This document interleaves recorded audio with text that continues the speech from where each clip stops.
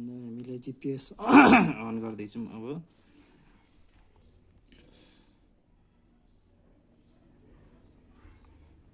सुरुमा हामी मेनुमा जान्छौँ, त्यस पछाडि सेटेलाइटमा गइसकेपछि हाम्रो यहाँ एक्युरेसीले दिइरहेको हुन्छ, सिग्नल हाम्रो राम्रो आइरहेछ, त्यसको मतलब एक्युरेसी पनि राम्रो हुनुपर्ने हो।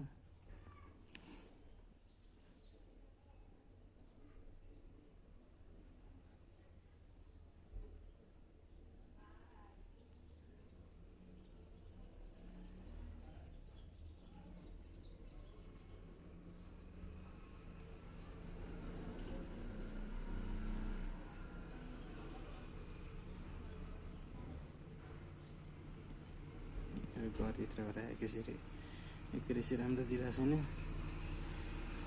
म यतिकै बुझाइदिइहाल्छु।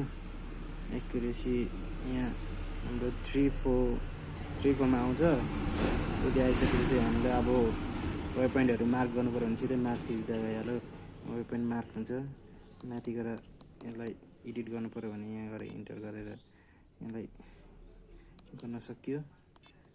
त्यस पछाडि यसलाई हामी सेभ गरिदिन्छौँ। यो सेभ भइसक्यो। अब हामीले ट्र्याकिङ गर्नु पऱ्यो भने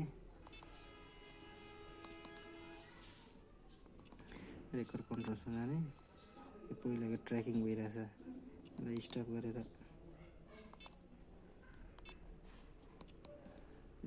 गरेर डिस्कार्ड गरिदिँदा पनि भयो, अथवा सेभ गर्नु छ भने सेभ गरिदियो। हाम्रो नयाँ रेकर्डिङ्स यहाँबाट अहिले स्टार्ट भयो। यहाँबाट हामी जति हिँड्दै गयौँ यहाँ हाम्रो डिस्टेन्स बढ्दै जान्छ। लास्टमा यसलाई सेभ गरिदिने, सबै थोक सेभ भयो।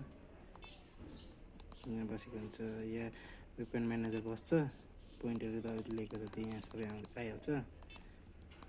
यहाँ रेकर्ड एक्टिभिटिजमा हामीले सेभ गरेको डाटाहरू यहाँ बस्छ। अनि पछि यही फाइललाई एक्सट्र्याक्ट गर्ने अनि काम गर्ने हो।